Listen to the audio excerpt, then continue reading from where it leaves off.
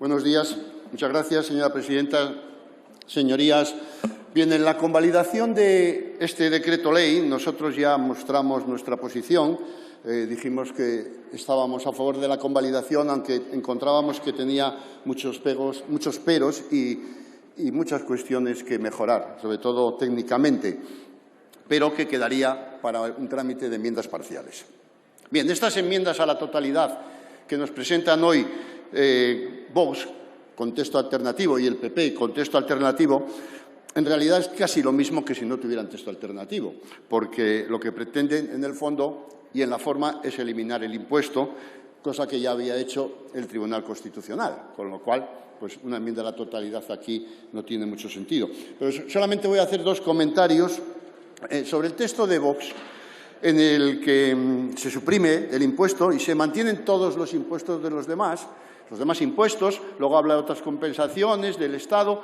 En fin, lo que no dice es cómo se van a compensar a los ayuntamientos de lo que quitan de aquí, porque lógicamente si se quita de un lado habrá que sacarlo de otro. Será el Estado que sea, pero a fin de cuentas siempre está hablando de que se van a compensar. Luego de algún sitio tenía que salir. Y luego sobre todas estas disquisiciones jurídicas que hace sobre el tema de la doble imposición, que son muy respetables, por supuesto, porque son, en fin, estudios jurídicos, pero, sin embargo, este asunto ya está zanjado por el Tribunal Constitucional y ya ha dicho claramente que no existe doble imposición en el impuesto cuando se refiere estrictamente a los terrenos, con lo cual, pues yo creo que no es cuestión en estos momentos. Y sobre el Partido Popular y su enmienda a la totalidad, que también en la práctica suprime el impuesto, pues sí, he de decir una cosa, que realmente la participación de los ayuntamientos en las plusvalías, por favor,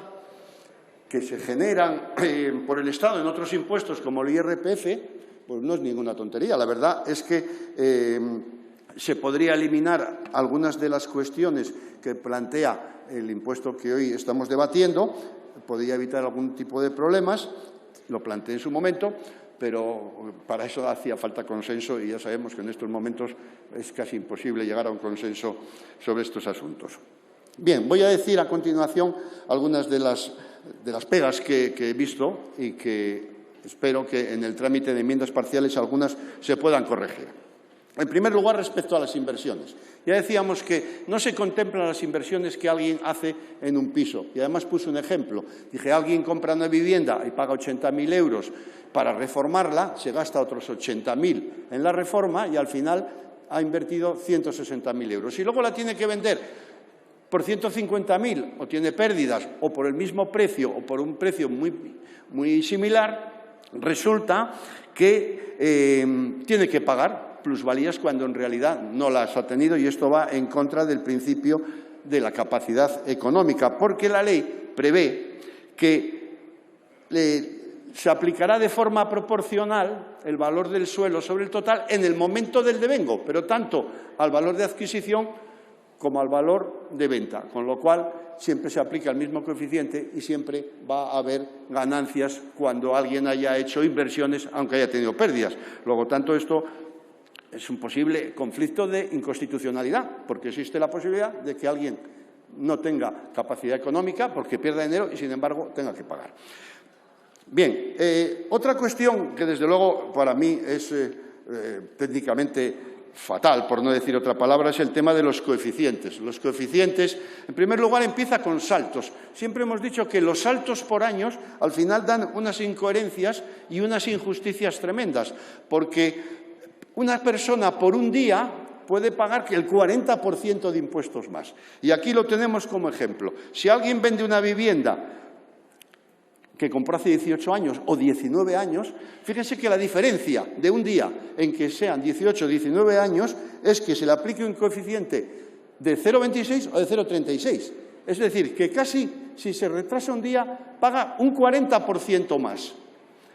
Luego, el vaivén de sube y baja que han hecho con respecto a todos los coeficientes desde hace 20 años, en los cuales yo creo que hay una cosa que no entiendo, porque las compras de los años 2015 al 2008, que se supone que son cuando llegó la crisis, tienen unos coeficientes mucho menores, cuando se supone que los pisos eran mucho más baratos.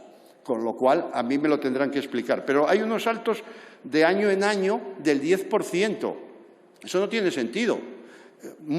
Primero, va a crear confusión. En segundo lugar, mucho más sencillo es hacer una fórmula lineal, aunque no siga estrictamente los vaivenes del mercado, porque luego, claro, dice la ley que estos coeficientes hay que actualizarlos año por año.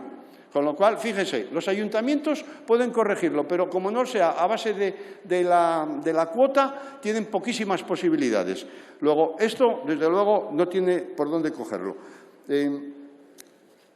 Tienen posibilidades de modificar el valor catastral, pero muy reducidas. Y luego está la gran diferencia que hay entre las zonas distintas de los ayuntamientos, porque hay zonas donde ha subido mucho el precio y otras donde se han hundido.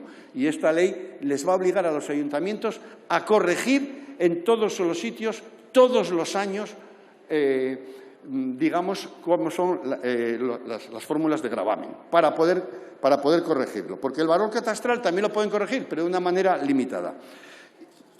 Bien, todo esto realmente llega a ser muy técnico, quizá no sea aquí, pero el sitio obligado. Sí habría que decir que las posibilidades de las bonificaciones, estaría muy bien que hubiera una para la vivienda habitual cuando alguien vende una vivienda y compra otra en el mismo municipio y sigue empadronado, y esa bonificación pues no existe y estaría muy bien que se incluyera y no como otras que hay, que son de posibilidades de corregir estas incoherencias o injusticias. Y por último, pues también, hombre, el repetir continuamente que estas operaciones tienen carácter especulativo y que hay que evitarlo porque hay que gravar más a las de menos de un año, pues es un sinsentido, porque en primer lugar está aquí criminalizando a todo el mundo que compra y vende, y luego porque no sé si es más especulador el que vende a los 2 años que el que lo vende a los 6 meses porque lo ha heredado.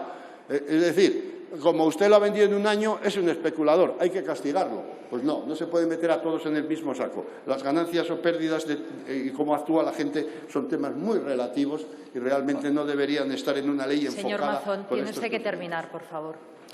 Y ya ha terminado. Muchas gracias, señor Mazón.